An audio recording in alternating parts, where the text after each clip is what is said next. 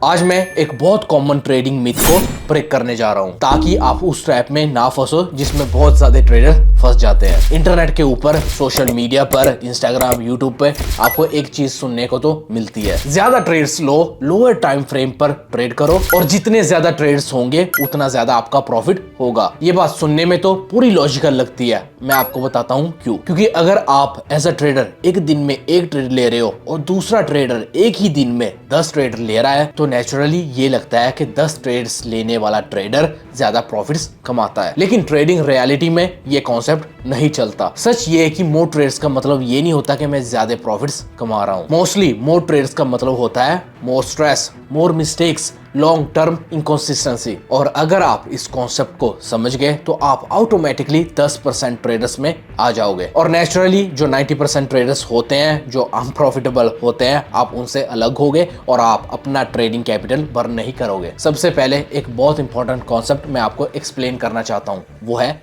As. भाई trading as का मतलब क्या होता है? इसका बेस लाइन ये मतलब होता है कि आपके पास एक ऐसा एडवांटेज है, एक ऐसी स्ट्रेटेजी है जो लॉन्ग टर्म आपको प्रॉफिट्स दे रही है। अब यहाँ फ्रीक्वेंसी क्या करती है? बस वो आपके एज को एम्पलीफाई करती है। अगर आपके पास एक क्लियर स्ट्रॉन्ग एज है तो ट्रेड फ्रीक्वेंसी के साथ आपका वो एज क्लियरली दिखने लगता है। लेकिन अगर आपका एज वीक है तो फिर क्या होता है? आप ज्यादा ट्रेड्स अगर लोगे तो आपका एज ज्यादा एक्सपोज होगा और इन अ बैड वे आप ज्यादा लॉसेस लोगे और आप प्रॉफिट्स क्या कमाओगे? आप लॉसेस कमाओगे। यहाँ प्रॉब्लम क्या आती है कि ज्यादातर ट्रेडर्स यही नहीं देखते कि एक्चुअली उनका एज स्ट्रॉन्ग है या वीक है। लोग थोड़ा बैक टेस्टिंग करते हैं, 3-4 महीने का डेटा कलेक्ट करते हैं और जब उनको कुछ प्रॉफिटेबल मंथ्स दिख जाते हैं वो क्लियरली कह देते हैं ये तो मेरी स्ट्रेटेजी है। ये ट्रेडिंग का सबसे बड़ा ट्रैप है। शॉर्ट टर्म डेटा हमेशा मिसलीडिंग होता है। चलो ठीक है, आपके 3 महीने प्रॉफिटेबल जाते हैं,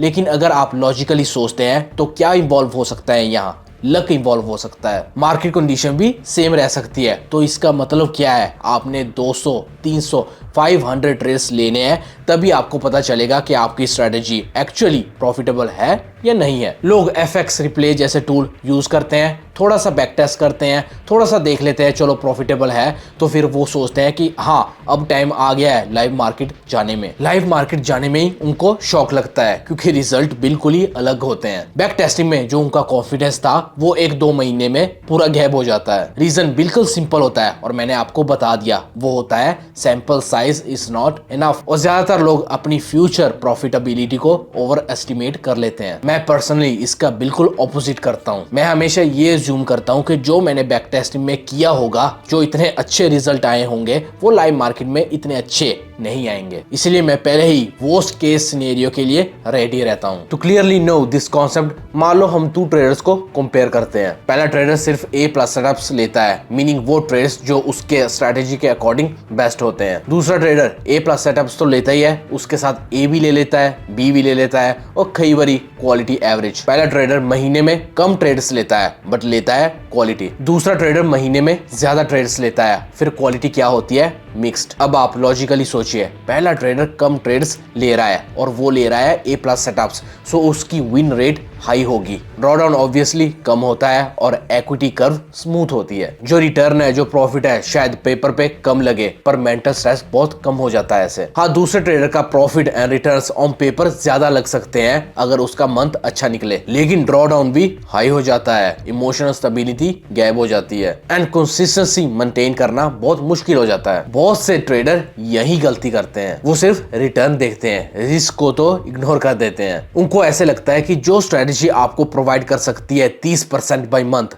भाई ऐसे कभी हो सकता है? This strategy is better than the strategy that is providing 2-3% consistently by month. लेकिन प्रोफेशनल ट्रेडर्स स्ट्रेटेजी को कभी जज नहीं करते बाय रिटर्न्स। वो हमेशा ये देखते हैं कि स्ट्रेटेजी कितना ड्रॉडाउन प्रोवाइड कर रही है, क्योंकि उनको चाहिए मेंटल पीस। मान लो एक स्ट्रेटेजी आपको कंसिस्टेंटली 3-4% बाय मंथ दे रही है और ड्रॉडाउन सिर्फ 1%, और मान लीजिए कि दूसरी स्ट्रेटेजी ने आपको दे दिया 30% बाय लक और उसका ड्रॉडाउन लेकिन है 20%।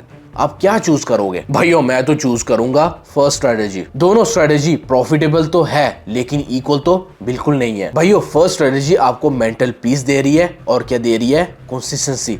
सेकंड स्ट्रेटेजी आपको ना कंसिस्टेंसी दे रही है और ना mental peace. So choose the first strategy. अब आप कह रहे होगे पुनीत भाई लेकिन फर्स्ट स्ट्रेटेजी इतने प्रॉफिट्स तो नहीं दे रही, इसका भी मैं आपको एक सोल्यूशन बताता हूँ। आप अपना रिस्क इंक्रीज कर सकते हैं। हाँ, ड्रॉ डाउन तो बढ़ेगा लेकिन क्या उसके साथ बढ़ेगा?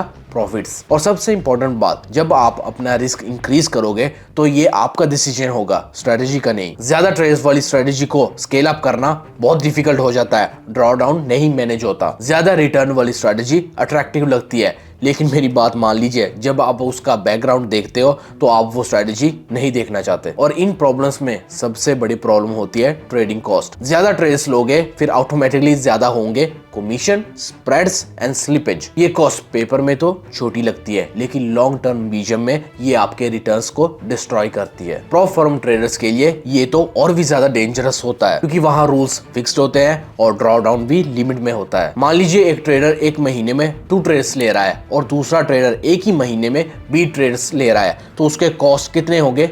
10 गुना ज्यादा। और ये कॉस्ट आपकी स्ट्रेटेजी को प्रॉफिटेबल क्या ब्रेक इवन बना देगी। ज्यादातर लोग ये कैलकुलेशन करते ही नहीं है, वो बस अपना ट्रेड अकाउंट बढ़ाते जाते हैं और ये सोचते हैं कि ज्यादा ट्रेड्स मतलब मोर अपॉर्चुनिटीज। एक और साइकोलॉजिकल रीजन है जिसके थ्रू लोग बहुत ज्यादा ट्रेड्स लेते हैं और वो है बोर्डम या एड्रेनालिन। लोगों को ट्रेड के बिना रहना अनकंफर्टेबल लगता है। उनको क्या होता है? FOMO, fear of missing out. उनको ऐसे लगता है कि अगर वो ट्रेड नहीं कर रहे वो कुछ भी नहीं कर रहे। लेकिन ट्रेडिंग में पैसा कैसे बनता है? वो बनता है एक्शन से नहीं बल्कि ऑन टाइम ऑन एक्शन। और सही टाइम पर एक्शन लेने के लिए पेशेंस चाहिए। सोचो अगर आप मंथ में सिर्फ 2 या 3 ट्रेड्स लेते हो, इसका सीधा मतलब ये है कि आपको कई दिन पर सिर्फ वेट करना पड़ेगा। जब तक आप वेट कर रहे होगे सोशल मीडिया पर वो आपको दिखा रहे होगे flashy profits, flashy thumbnails on YouTube. ये सब देखकर क्या आता है? FOMO, FOMO. यहीं पर डिसिप्लिन टेस्ट होती है। अगर आप वेट नहीं कर पाते तो आप ट्रेडिंग में सरवाइव नहीं कर सकते। पिछले कुछ सालों में मेरी ट्रेड फ्रीक्वेंसी कम हो गई है लेकिन मेरी कंसिस्टेंसी